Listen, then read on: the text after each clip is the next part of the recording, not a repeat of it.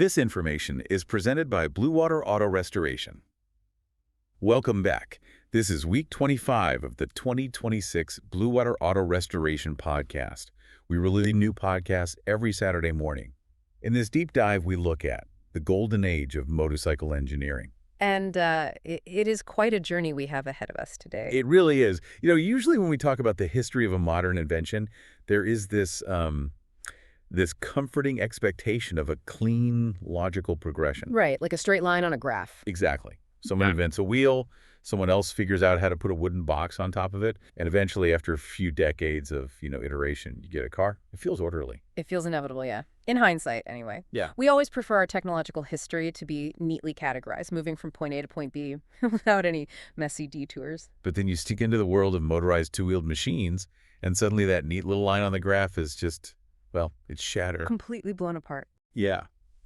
We are looking at a developmental landscape that is, quite honestly, absolute chaos. It is a history driven by sheer obsession and almost terrifying disregard for personal danger, and a lot of very brilliant people making incredibly wild, seemingly irrational decisions. It is the absolute definition of an engineering Wild West. And what a journey it is. We aren't just going to look at a list of dates and admire some shiny chrome today. No, we're going way deeper. Right. We are going to dissect the anatomy of these machines. We're going to explore exactly how they were built, breaking down the raw materials, the massive engineering hurdles these inventors faced, and the profound societal shifts that drove their creation in the first place. So, our mission for this deep dive is to take you on a chronological journey. We're going to explore how we got from a terrifying steam-powered bicycle to a high-performance symbol of freedom. Culminating, of course, in that absolute peak, the golden age of the 1950s and 60s. Okay, let's unpack this. To appreciate the sheer engineering marvels of the golden age, we have to look back at the incredibly dangerous, highly experimental origins of motorized two-wheelers. The really early stuff. Right. And our historical archives point us straight back to something called the velocipede era. The term itself sounds almost prehistoric, doesn't it? But we are talking about the 1860s. 1861, to be exact. We have a French bicycle maker named Pierre Michaud working alongside his sons Ernest and Henri. And they do something that, seems so incredibly obvious to us sitting here today, but it completely changed the world. It really did. They took a standard bicycle of the era, which was propelled simply by pushing your feet against the ground, and they fitted it with cranks and pedals. The literal mechanical precursors to the modern-day motor, and they attached them directly to the front wheel axle. Which is wild to think about. But that seemingly simple addition of mechanical leverage made the Michaud family the largest velocipede producers in all of Europe. Oh yeah, they built a massive factory at Bar-le-Duc in France just to keep up with demand. But human power, no matter how efficiently geared, wasn't going to be enough for long. Oh. The thirst for speed was already there. It was. And this is where the story gets deeply terrifying. Yeah. Our gathered research introduces us to an American inventor from Roxbury, Massachusetts, named Sylvester Howard Roper. Ah, Roper. A fascinating guy. Around 1867, Roper looks at this pedal-powered velocipede and thinks, you know what this needs? A steam engine. Naturally. So they knew steam boilers exploded regularly under pressure in factories and on trains, right? And he still strapped one between his legs. He did. That isn't just brave. I mean, that borders on suicidal. What's fascinating here is the sheer audacity required to even attempt this. Steam engines of the 1860s were immensely heavy, incredibly hot, and highly prone to catastrophic pressure failures. Those ticking time bombs. Exactly. Yet Roper managed to fabricate a miniature coal-fired steam boiler and fit it right between the rider's legs on the frame. I really want you to visualize this. Imagine you are sitting on a literal boiling kettle of highly pressurized steam, suspended over crude wooden or iron-banded wheels, and you are hurtling down a dirt road. And he wasn't just crawling along either. The engineering specs from the museum records indicate this machine was capable of hitting 40 miles per hour. 40 miles an hour on unpaved, deeply rutted, horse-trodden roads of the 19th century. And we have to emphasize, with essentially no brakes. Oh my God. Yeah, you had to use the engine's compression to slow down, or, failing that, simply drag your boots in the dirt. And sadly, that level of danger eventually caught up with him.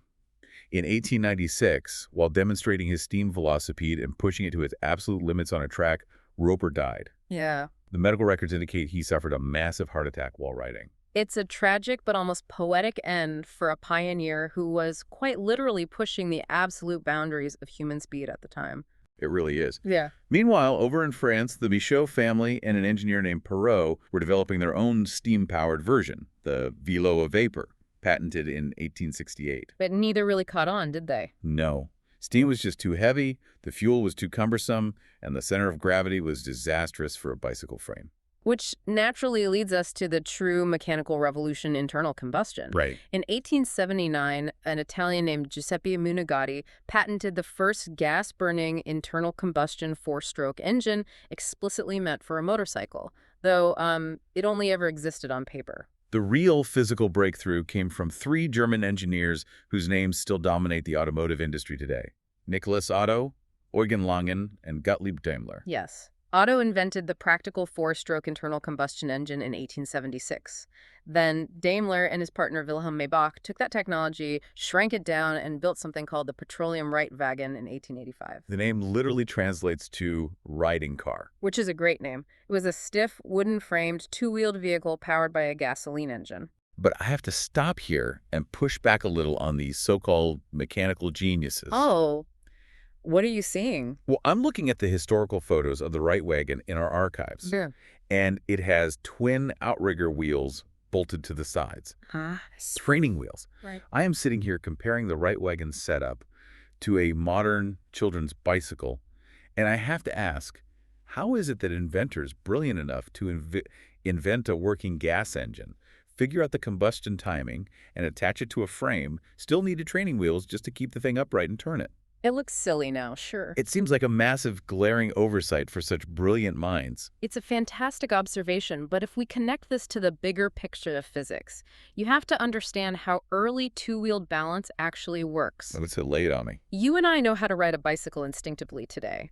We subconsciously understand the gyroscopic effect of the spinning wheels, and we understand how shifting our body weight counters the centrifugal force when we lean into a turn. Right, it's just muscle memory. Exactly. Right. But in 1885, they were strapping an explosively vibrating, incredibly heavy metal combustion engine dangerously high up on a completely stiff wooden frame. So the center of gravity was entirely wrong. Entirely wrong. But more importantly, they didn't fully understand modern steering geometry, specifically the concepts of rake and trail. Rake and trail. Yeah. Rake is the angle of the steering head, and trail is the distance between the contact patch of the tire and the steering axis. That specific geometry is what allows a modern front wheel to self-center and balance almost automatically when in motion. Oh, I see. Daimler's Reitwagen basically had a vertical steering column. So, without those training wheels, the massive vibration of the engine combined with the impossibly high center of gravity and zero self-centering geometry. You'd just fall over. It would have thrown the rider violently to the ground the moment it moved. Wow. So the engine was quite literally fighting the physical laws of the bicycle. That makes total sense. And because the physics were so awkward and violent, they actually abandoned the entire two-wheeled concept for a while, didn't they? They did. Daimler quickly realized that four-wheeled vehicles offered a far more stable platform for these heavy, vibrating new engines. He abandoned the motorcycle business entirely to concentrate on building the first true automobile. Which, of course, eventually leads to the massive Daimler-Benz and Mercedes-Benz legacy. Right. For a brief moment in history, cars completely stole the spotlight from two wheels. But the dream of the motorized two-wheeler didn't die. It just waited in the wings for the material engineering to catch up to the ambition. And boy, did it catch up at the turn of the century. From 1901 to 1903, there was an absolute explosion of innovation. This is a birth of the giants. Exactly. The historical records point to 1901 as a massive milestone. A Swedish immigrant to the United States named Carl Hedstrom developed what many historians consider the first truly modern motorcycle. He took a robust bicycle frame and masterfully fitted it with a 1.75 horsepower single-cylinder engine. This was the birth of the legendary Indian motorcycle brand. And the performance specs on that 1901 Indian are wild. Our gathered research shows it had a top speed of 60 miles per hour. 60. But wait, here's the best part. The rider handbooks of the era strongly cautioned owners not to exceed 10 miles per hour through town. Only 10. Yeah, the societal etiquette rules of the early 1900s were incredibly strict. You weren't allowed to ride with the exhaust muffler open because, and I am quoting the historical archive directly here, The noise scares restive horses and worries invalids and nervous people. It paints quite a vivid picture of the era, doesn't it? You have this terrifying new machine capable of outrunning a horse at a full gallop, but Victorian society is forcing you to crawl along at 10 miles per hour so you don't give a gentleman in a top hat a fright. It's hilarious to think about. And just 2 years later, in 1903, another massive name enters the fray, Harley-Davidson. Yes. The origin story is almost mythical at this point. William Harley and Arthur Davidson were essentially just students in Milwaukee. They built their first functional motorcycle in a tiny wooden shack using a borrowed lathe. They did. And they had crucial help from Arthur's older brothers who were skilled toolmakers. But interestingly, they also had engineering input from a man named Ole Evinrude. Ole Evinrude, the guy who later went on to completely conquer the marine world with outboard boat motors. It's the very same. It's like the Avengers of early 20th century engine design, all hanging out in a drafty wooden shed in Milwaukee, Yeah. just figuring out how to make controlled explosions push a wheel. That's a great way to look at it. And their collaboration paid off. By 1909, Harley-Davidson introduced their iconic V-twin engine, which completely changed the power dynamics of the global industry. But America wasn't the only place furiously innovating. Over in the United Kingdom, we saw the introduction of the trusty Triumph Model H. Ah, the trusty Triumph. This thing was an absolute beast of burden. It was, used heavily in World War I for communications and supply runs. Our museum records show over 57,000 of them were manufactured for the war effort. That is massive volume for the time. Huge. And here is the crucial engineering shift with the Model H. It completely dropped the bicycle pedals. It was no longer a motorized bicycle that you could pedal if the engine died. It relied 100% on internal combustion. It was finally a true motorcycle. Which provides the perfect narrative transition for us. We've seen these incredibly primitive beginnings, from steam kettles exploding on tracks to borrowed lathes in wooden shacks. Right. But how does an idea actually go from a rough sketch to a highway-ready machine? Let's peel back the layers and look at the anatomy and the manufacturing process of a modern motorcycle. We have to, because you really cannot understand the sheer brilliance of the Golden Age without understanding what these machines are actually made of, the raw materials. Exactly. When you look at the modern engineering specs, it is a masterclass in metallurgy and material science. Let's dig into the engine first. The beating heart of the machine. The primary components of the power system rely on an incredibly specific blend of metals to survive the environment inside an engine block. Take the cylindrical piston, for example. In almost every modern application, it is made of an aluminum alloy. Why aluminum alloy and not just heavy-duty steel? Steel is stronger. Red steel is stronger, yes. Oh. But aluminum offers two critical advantages. First, it is incredibly lightweight. Okay. A piston is traveling up and down inside a cylinder thousands of times every single minute. If it were made of heavy steel, the sheer kinetic momentum of that mass changing direction so rapidly would literally tear the connecting rods apart. Oh, wow. Yeah. Aluminum allows the engine to rev higher and faster safely, but more importantly, aluminum conducts heat exceptionally well. Because it gets insanely hot in there. Right. Inside a combustion chamber, you are dealing with thousands of highly pressurized controlled explosions a minute. If that intense heat doesn't dissipate quickly into the surrounding metal and out to the air, the engine will literally melt and seize solid. But the piston rings, the actual parts that wrap around the piston and scrape violently against the inside of the cylinder wall to create compression, those are made of cast iron, right? Along with the cylinder barrels themselves. Why mix the metals? Precisely because of what you just mentioned, scraping. Cast iron is much heavier than aluminum, but its carbon structure makes it incredibly durable and resistant to friction. I see. It holds its shape perfectly under extreme heat. So you engineer a lightweight, heat-dissipating aluminum piston, and you have it moving rapidly inside a tough, wear-resistant cast iron barrel sealed by cast iron rings. It's a perfect, necessary marriage of contrasting materials. And it's not just the heavy metal. We have modern synthetic polyurethane for the seating, which provides weather resistance and crucial vibration dampening for the rider's spine. Essential for those long rides. Yeah. We have the whole power transmission system, the four-stroke engine block, the carburetors that use the Venturi effect to transform incoming liquid fuel into a highly combustible vapor, the choke to manually control the air-fuel ratio when the engine is cold. And you certainly can't forget the transmission itself. The clutch system is mechanically fascinating. It utilizes steel ball flyweights and a stack of alternating friction and steel metal plates that smoothly engage and disengage the massive rotational power of the engine from the rear wheel. And historically, all of this massive kinetic energy, this forward momentum, was reined in by surprisingly simple drum brakes. Which is terrifying when you think about the speeds. Okay, so we have all these raw materials, aluminum, cast iron, polyurethane, high tensile steel. How does a modern factory actually put it all together efficiently? It's a complex process. Imagine you're walking the floor of a modern motorcycle manufacturing plant. First of all, it's not just a giant dusty warehouse storing parts on shelves for months. Right. Our research highlights the incredible efficiency of the just-in-time delivery system. Right. Parts arrive by truck or rail daily, and they are delivered exactly to the specific spot on the assembly line precisely when they are needed. It is an incredibly choreographed logistical dance. The physical process begins in the weld department. This is where high-strength tubular metal is cut, shaped, and fused to create the skeleton of the bike. And they use robots for that now, mostly. Today, it involves a highly monitored mix. Manual TIG welding for complex joints and automatic, highly precise, computer-controlled robotic welding to ensure the frame geometry is perfectly aligned. Even a millimeter of warp in the frame will ruin the handling. Then you move to the plastics department. They don't just buy plastic sheets.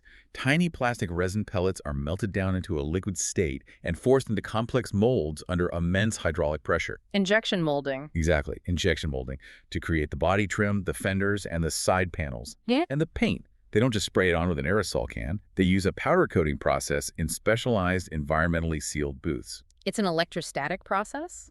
Yeah, where the paint is dispersed as a dry powder that magnetically clings evenly across the electrically grounded frame.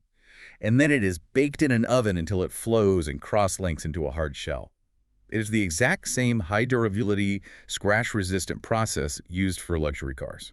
Once painted and cured, everything moves via complex overhead conveyors. Imagine a slow-moving ski lift holding motorcycle frames. They go down to the final assembly department. The engine block is hoisted and mounted into the frame, and then the real intricate complexity begins. Here's where it gets really interesting. When you think of a motorcycle, you usually think simple. 2 wheels, a small engine, a seat, and some handlebars. Right, the bare essentials. But our gathered research blew my mind on this. If you look at something like a modern touring bike, like a Honda Goldwing, it requires almost as many individual parts to assemble as an entire Honda Civic car. That is staggering. It is a deceptively complex vehicle. You've got intricate wiring harnesses, foot pegs, complex exhaust routing, saddlebags, ABS sensors, lights, radios, navigation units. It is a dense, incredibly tightly packed puzzle of engineering where every cubic inch of space is utilized. And because it is a high-performance machine where the rider is entirely exposed to the elements and the asphalt, quality control has to be absolute. A failure on a car means you pull over. A failure on a motorcycle can be catastrophic. You're totally exposed. You can't just kick the tires, start it up, and ship it to a dealer. Right, so let's talk about the final grueling test, the dynamometer, or as it's known in the industry, the dyno. Now, we know a dyno is basically a highly calibrated treadmill for vehicles, Yeah. but what are they actually doing on it at the factory? At the end of the assembly line, every single motorcycle is firmly strapped down onto this machine. Quality control inspectors mount the bike and run it hard, accelerating from 0 to 60 miles per hour, while the motorcycle remains completely stationary on the heavy steel rollers. That must be incredibly loud and intense inside a factory setting, engines screaming at redline indoors. It is deafening, but it is entirely essential. During this simulated hard acceleration, the dyno's computers aren't just checking if the wheel turns.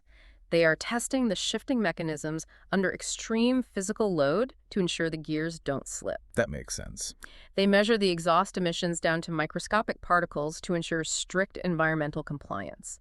They check the wheel alignment to fractions of a millimeter to guarantee the bike won't drift at highway speeds. Wow. They test the headlight and taillight alignment under suspension compression, the braking efficiency of the pads, and even the decibel level of the horn. And it's not all just sensors and computers either. One detail from the manufacturing records that I absolutely loved is the tactile inspection. Yeah. Human touch. Oh, yes. Inspectors put on specialized soft gloves and physically run their hands over the entire painted finish of the bike. They are feeling for microscopic bumps, tiny burrs in the metal, or imperfections in the clear coat that a laser camera might miss. It's meticulous. Only after it passes the brutal dyno test and this intimate tactile inspection is the bike finally crated up and shipped. This rigorous, almost obsessive manufacturing process is what allows the modern motorcycle industry to thrive. But to truly understand how we evolved to this level of sophistication, we have to return to our historical timeline. Right, back to the history. We left off just after World War I. If we push forward through the economic turmoil of the 1920s and the Great Depression of the 30s, we hit the absolute pivot point for global manufacturing, World War II. World War II changed the trajectory of everything. All civilian production essentially stopped overnight. Every motorcycle factory in the world was tasked with supplying the military machine. Exactly. And this constraint led to some incredibly wild, purpose-built designs. Our archives show things like the British Wellbike, which was later modified and sold to civilians as the Corgi. What's fascinating here is the sheer extremity of the design constraint. The Wellbike was created specifically for British paratroopers. It had to be exceptionally lightweight, and it had to feature collapsible handlebars and folding footrests. Why? So they could carry it. Because it had to be packed into a small, cylindrical airdrop container. The operational concept was that you would parachute out of an airplane behind enemy lines, locate your specific supply canister in a field, pull out this tiny, folded-up motorcycle, snap it together in seconds, and ride off into combat. Incredible. Necessity truly is the mother of invention. But when the war finally ended in 1945, all these soldiers came home, and the factories were suddenly sitting there with massive, highly efficient production capacity and absolutely zero military contracts. A huge surplus of manufacturing power. Yeah. The world, especially Europe, was economically devastated, and people desperately needed cheap, reliable transportation. This is where the motorcycle industry radically fractured into two very distinct paths. Cheap, practical utility on one side, and sheer, raw, visceral performance on the other. Let's examine the utility side first. In Europe, entire cities had been leveled by bombing campaigns and were painstakingly rebuilding. Gasoline was exorbitantly expensive and heavily rationed, and raw materials like steel were scarce. So they needed something efficient. Exactly. This environment gave rise to the massive scooter boom, completely dominated by innovative Italian brands like Vespa and Lambretta. They offered a clean, modern, step-through design. And the engine was covered, right? The engine was entirely enclosed, which protected the rider's professional clothes from the grease, oil, and road dirt associated with a traditional exposed motorcycle. The research also heavily mentions the rise of microcars, or bubble cars, like the BWAR.CA. They provided fully enclosed transport, keeping the rain off, for a fraction of the cost and materials of a full-size automobile. But while Europe was sensibly scooting around trying to save gas and stay dry, something very, very different was happening with the combat veterans returning to the United States and the United Kingdom. Oh yeah. These returning soldiers had spent years riding massive Harley-Davidsons or robust heavy-duty British dispatch bikes during the war. They had survived horrific combat. Right. When they returned to quiet civilian life, many deeply craved that adrenaline, that sense of danger, and the tight brotherhood and camaraderie they had in the military. So they began forming motorcycle clubs. And this right here is the birth of a massive cultural shift, the outlaw biker image. It really sparked in the public consciousness in 1947 with a biker rally in Hollister, California. The media got hold of some photos, some of which historical evidence strongly suggests were literally staged by photographers putting empty beer bottles around a drunk guy sitting on a bike, and they sensationalized this idea of anarchic, town-destroying biker gangs rolling through the country. It was a moral panic. Totally. Hollywood took that mythological narrative and ran with it. You get Marlon Brando in The Wild One in 1954, defining the leather jacket, brooding rebel archetype forever, and later you get the ultimate counterculture, anti-establishment road trip movie, Easy Rider in 1969. While the media and Hollywood focused intensely on the rebellious, leather-clad image, the mechanical engineers back in the factories were solely focused on the metal. Right. To understand the engineering of this era, we need to compare two distinct British machines that perfectly highlight the massive difference between utility and performance. Let's start with the ultimate workhorse, the 1947 BSA B33. The BSA B33. BSA, by the way, originally stood for Birmingham Small Arms. They literally started out manufacturing military firearms in 1861 before eventually pivoting to bicycles and then internal combustion engines. Talk about a pivot. Quite the transition, yeah. The B-33 was the ultimate post-war commuter machine. It had a 495cc inline twin engine, pushing out a modest 26 horsepower, and it could comfortably hit a top speed of 85 miles per hour. Now, 26 horsepower might not sound like much today, but what made the B-33 legendary was how it was engineered internally. It was deliberately, almost comically over-engineered for its purpose. So. The engine utilized a heavily built-up crankshaft. It had two full, massive flywheels riding on a roller bearing on the timing side, a roller and a ball bearing on the drive side, and a caged double roller bearing on the big end of the connecting rod. Okay, let me stop you there and ask for a translation for us non-engineers. Right. Why does all that specific bearing talk matter to the guy riding it to work? Let's use an analogy. Imagine a standard cheap engine taking a repetitive hit from combustion. It's like punching a brick wall with one single knuckle. Ouch. Okay. Right. All the force is concentrated, leading to rapid wear and high stress on that one point. The BSA's use of double roller bearings and massive flywheels is like hitting that same wall with the flat palm of your hand. Spreading out the force. Exactly. By widely distributing the immense, violent rotational force of the engine across all those heavy-duty bearings, you drastically reduce the friction and wear and tear on any single component. You could attach a heavy sidecar to a B-33, commute through freezing rain every single day, completely neglect the oil maintenance, and that engine would just stubbornly keep firing. That's amazing. It was utterly bulletproof. It was the sensible, economical choice that helped make BSA the largest motorcycle manufacturer in the entire world by the 1950s. But then you have the guys who didn't want sensible. They didn't want bulletproof commuting. They wanted terrifying speed. And for them, BSA built the racer, the 1953 BSA Gold Star BB34. A totally different machine. I absolutely love the historical origin of this name. The archives say it comes from a literal physical gold lapel pin that was awarded to riders who managed to complete a lap at over 100 miles per hour at the notoriously bumpy Brooklands race circuit in England way back in 1937. A very prestigious pin. A guy named Wal Hamley actually did it on a heavily modified BSA, and the company was so proud they named their new high-performance bike after his lapel pin. The Gold Star was a vastly different beast mechanically than the B-33 commuter. It was a highly tuned 499cc single-cylinder machine, and crucially, it was entirely hand-built by their top technicians. It could hit 110 miles per hour. Hand-built. And they actually ran every single one of them on a factory dynamometer before delivery. So the new owner got a certified, signed piece of paper proving exactly how much horsepower their specific individual bike made. The ultimate bragging right at the local pub. Truly, it was a thoroughbred machine built for terrifying road circuits like the Isle of Man TT races and the sand of the Daytona 200. It was specifically for enthusiasts who valued adrenaline and excitement over comfort and convenience. Yes. But as incredibly fast as the Gold Star was, there was another British company that looked at 110 miles per hour and decided it simply wasn't nearly enough. Enter HRD Vincent. Right. While BSA was making reliable commuters and club racers for the masses, Vincent threw convention entirely out the window to build the absolute fastest production machine on the face of the earth. The 1953 Vincent HRD Black Shadow. Even saying the name out loud sounds menacing. Oh, it is undoubtedly the coolest name in all of automotive history. A Black Shadow had its engine block and cylinders covered in a heat-dissipating black enamel. It featured a massive 1,000cc V-twin engine generating a staggering 55 horsepower, and it could push a rider to 125 miles per hour in 1953. This raises an important question. How did they possibly handle that much raw power and speed on 1950s suspension technology without the bike vibrating apart or crashing? Yeah, how did they? The engineering genius of Philip Vincent and his design team was actually born out of strict post-war scarcity. After the war, high-quality, high-tensile tubular steel was incredibly expensive and exceptionally hard to source in Britain. So they just didn't use it.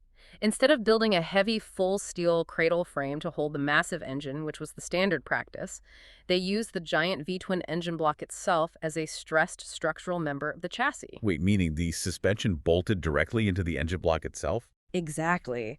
The front steering head assembly bolted directly to the top of the engine, and the rear swing arm bolted directly to the back of the engine cases. This completely eliminated the need for heavy steel tubing wrapping under and around the motor. That's brilliant. By doing this, they significantly shortened the overall wheelbase of the motorcycle. A shorter wheelbase means a much tighter turning radius and vastly improved agile cornering capabilities. Combine that brilliant bit of engineering with their patented triagonal swinging arm rear suspension, utilizing a single shock absorber. At a time when most competitive bikes still had rigid, hard tail frames that literally shattered your spine over every bump. Precisely. And you had a bike that handled like absolutely nothing else on the road. I just want to picture this. Imagine you were riding this machine in 1953. You are tucked down flat against the tank, the wind is roaring in your ears, the engine is screaming, and you look down at the handlebars, and what do you see? The speedometer. The most iconic feature of the Black Shadow. A massive 5-inch wide speedometer placed prominently above the bars, almost in your line of sight. And the dial reads all the way up to an unthinkable 150 miles per hour. It was placed so high up specifically so the rider didn't have to look down and take their eyes off the road while flying at those fatal speeds. It was the ultimate psychological flex on anyone who saw it parked.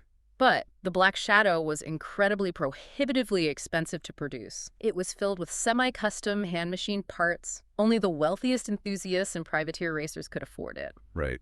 And unfortunately, Philip Vincent's ambition didn't stop with raw speed. He wanted to innovate further into luxury, which leads us directly to the bizarre story of the 1954 Vincent Black Knight. The Black Knight.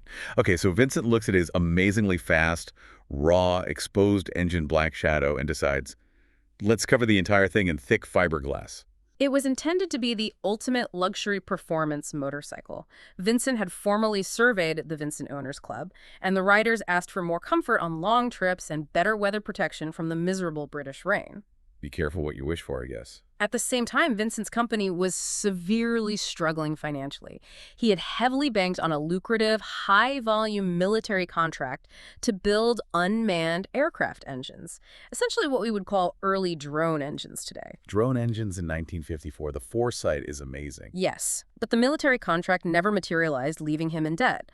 So Vincent had all these aerodynamic ideas and some physical components left over from the aircraft project, and he hastily pivoted to fully enclosed fiberglass bodywork for his motorcycles. And the result was unique. The resulting Black Knight featured Armstrong hydraulic dampers on complex hydraulic front forks, wide pivoting front fenders, and a giant sweeping fiberglass cowl that completely hid the rear wheel, the entire rear suspension, and the oil tank.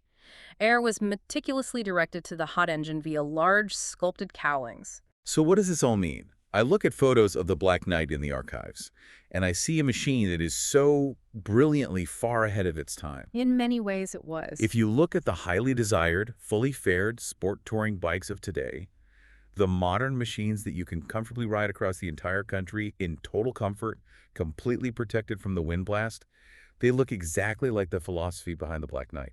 True. So I really have to push back on the history here.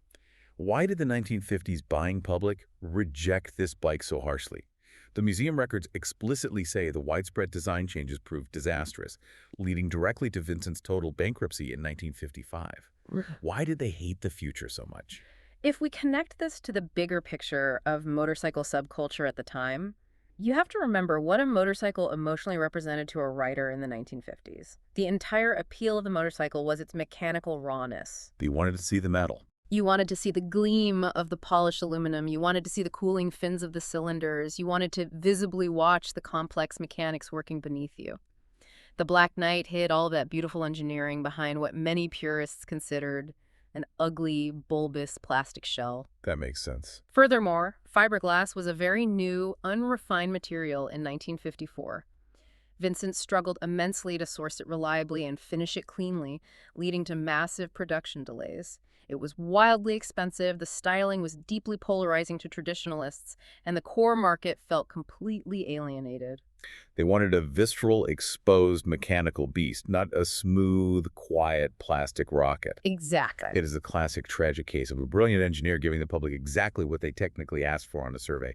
Weather protection and comfort, but completely misunderstanding the underlying emotional appeal of the product they were selling. A fatal error in business. And it killed the company. Vincent closed its doors for good in 1955, silencing the Black Shadow forever. Which serves as a harsh historical lesson for the industry. Raw engineering genius alone isn't enough to survive in the motorcycle business.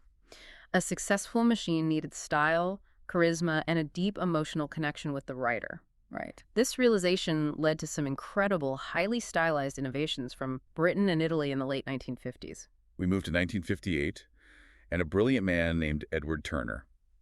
Turner was a visionary designer for Triumph, and the archives describe his work as an absolute masterclass in style and marketing. His crowning masterpiece of the era was the 1958 Triumph Tiger 100. The Tiger 100 was a high-performance sports version of their already highly influential Speed Twin model.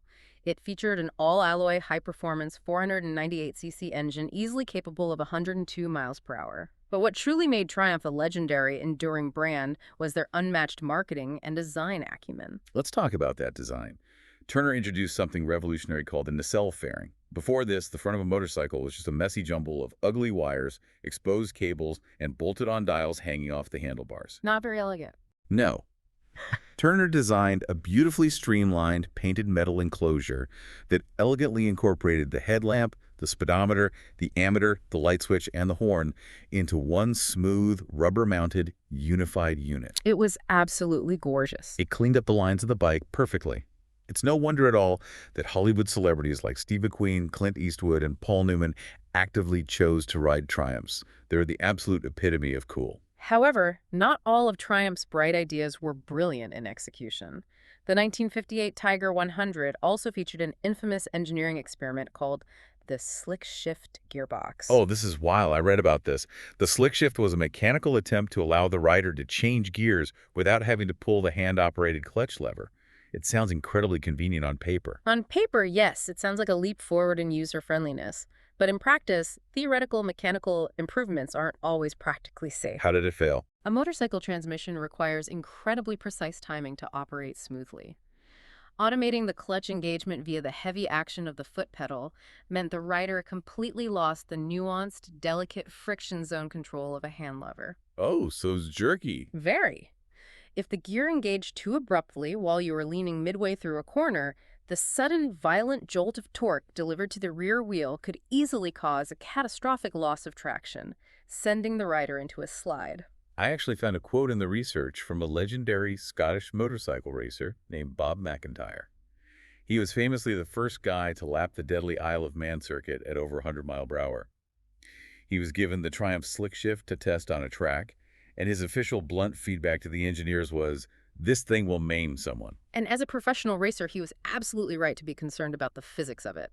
The buying public was deeply skeptical, and Triumph quietly abandoned the slick shift mechanism after just 2 years of production. It's a perfect example of an engineering innovation answering a question that absolutely nobody was asking. Meanwhile, over in Italy, something completely different and wonderfully weird was happening. When I saw this next machine in the historical archives, my jaw actually dropped. Yeah. Did you know that Maserati made motorcycles? It is genuinely one of the best-kept, strangest secrets of automotive history.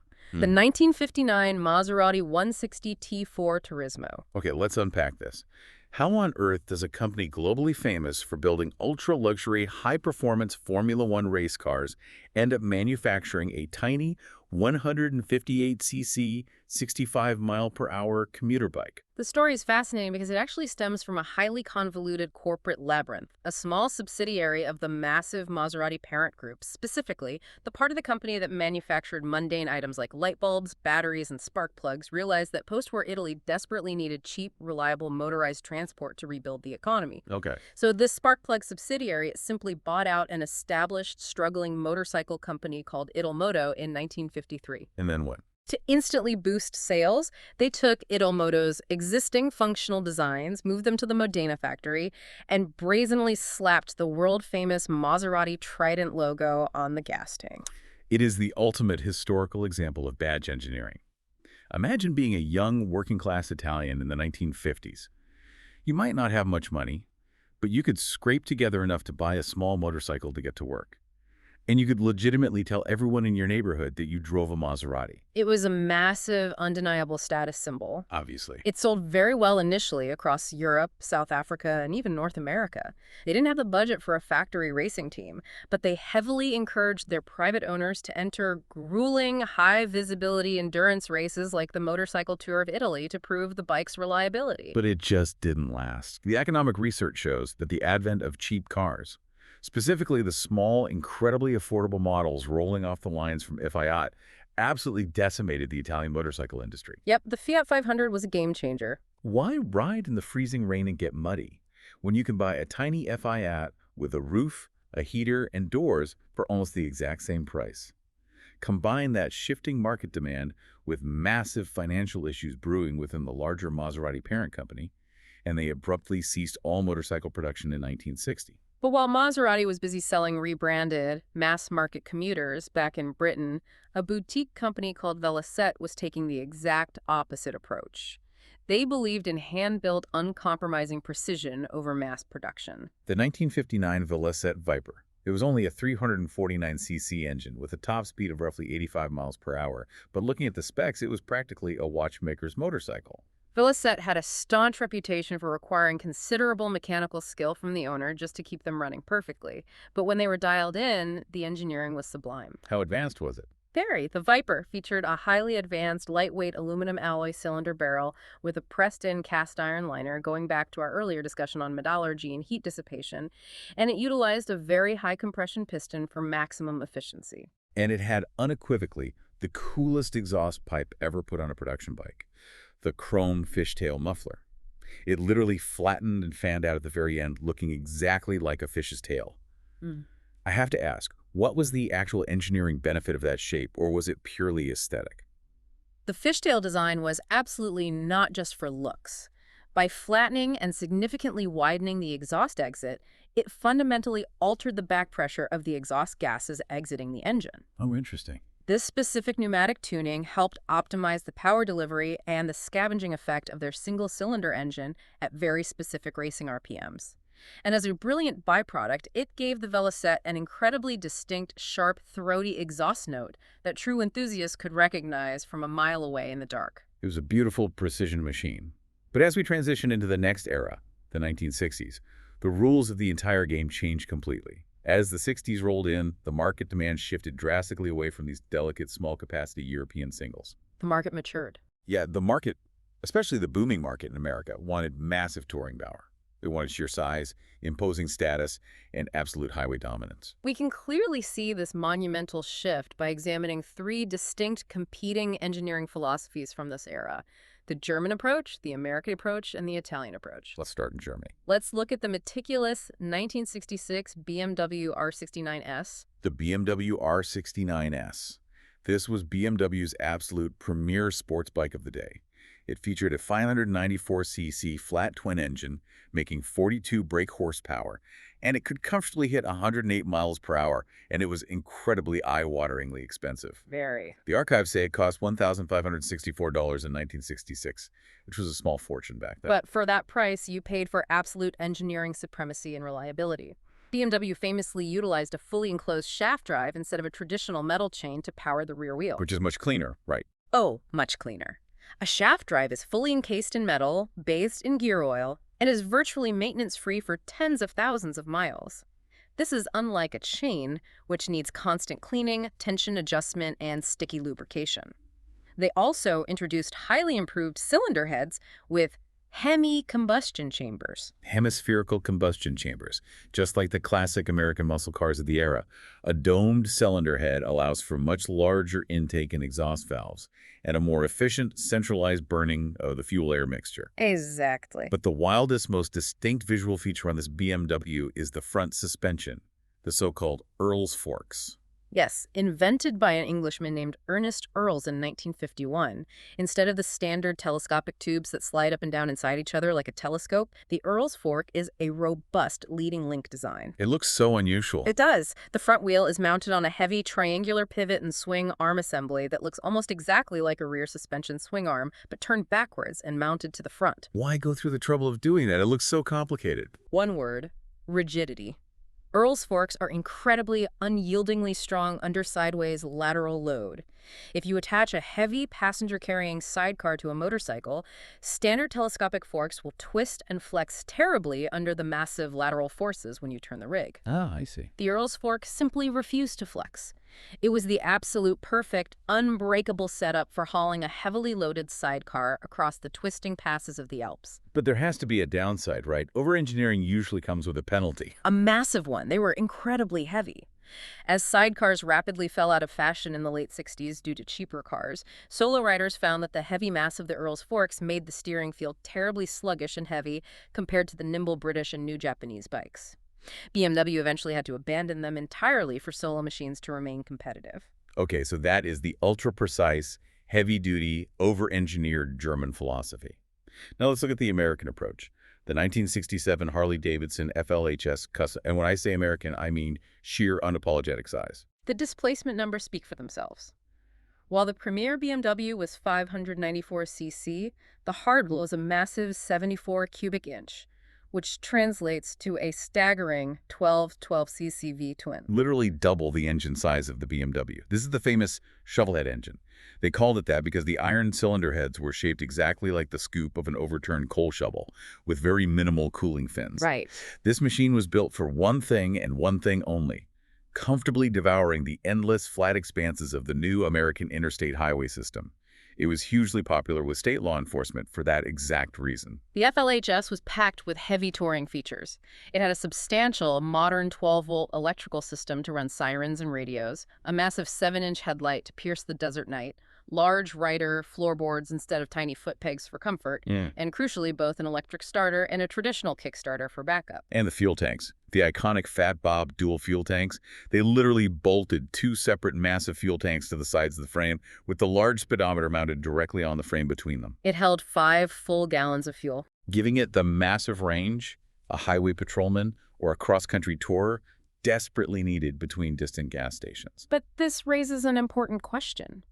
Did bigger engine displacement automatically mean better engineering? The mechanical reality of the shovelhead was highly problematic. Let's look at the thermodynamics. Right. Because those shovel iron cylinder heads had very minimal cooling fins, and the engine itself was so massive it suffered from chronic severe overheating. What happens when an engine that big overheats constantly? Extreme heat fundamentally breaks down the molecular structure of the engine oil. When the oil loses its viscosity, it slips past those cast iron piston rings we talked about earlier, enters the combustion chamber, and burns away. So it just drinks oil. Yes. This leads to severe oil consumption and eventually catastrophic engine failure if the rider isn't constantly topping it up. Harley-Davidson struggled so mightily with this reliability issue and the resulting massive financial woes that by 1969, the company had to sell itself to the AMF Corporation just to survive bankruptcy. AMF, the American Machine and Foundry Company, the people who made bowling alleys. AMF tried to cut costs and patch the engine issues rather than deeply innovate, which severely hurt the Harley brand's reputation for quality for a long while. It was a dark time for them. So we have Germany focusing on heavy-duty precision, America focusing on massive displacement and highway comfort, and that brings us to the Italian approach, the 1969 Moto Guzzi V750 Ambassador. The Ambassador is a brilliant masterpiece of design reacting swiftly to market demand. It was initially designed to win a highly lucrative competition sponsored by the Italian government to provide a new, reliable police motorcycle. Just like Harley in the U.S. Exactly. It featured a sturdy, air-cooled shaft-drive V-twin where the cylinders stuck out sideways into the wind for optimal cooling. But the U.S. importer, Premier Motors, looked at the original design and said, it's a good bike, but Americans need more power. Yeah. So they heavily pushed Moto Guzzi to increase the engine size to 757 cc. The resulting Ambassador 750 could easily hit 100 miles per hour, and it even briefly held world records for the fastest machine in its specific class, hitting an astonishing 145 miles per hour at the high-speed Monza circuit when stripped down in an aerodynamic racing trim. And for the everyday touring rider, it was an absolute revelation. It had a strong, oil-tight motor that didn't overheat, a low-maintenance shaft drive exactly like the premium BMW, and was incredibly comfortable for long distances. And it had one very bold feature. Perhaps its most defining, boastful feature for the era. It was the first mass-production motorcycle to feature electric starting only. No kickstart option at all. That is a huge, arrogant statement of absolute confidence in their 12-volt electrical system. You do not remove the backup Kickstarter unless you are absolutely mathematically sure the bike will start every single time you press the button. It was a supremely competent, beautiful, stylish machine. But the historical sales records show it had one fatal, glaring flaw. The price tag. Yep. In 1971, a Moto Guzzi Ambassador cost $1,694. The Ambassador was brilliant, but it was priced almost exactly the same as a brand new, terrifyingly advanced machine emerging from Japan, the Honda CB750. And the Honda CB750 changed the world forever.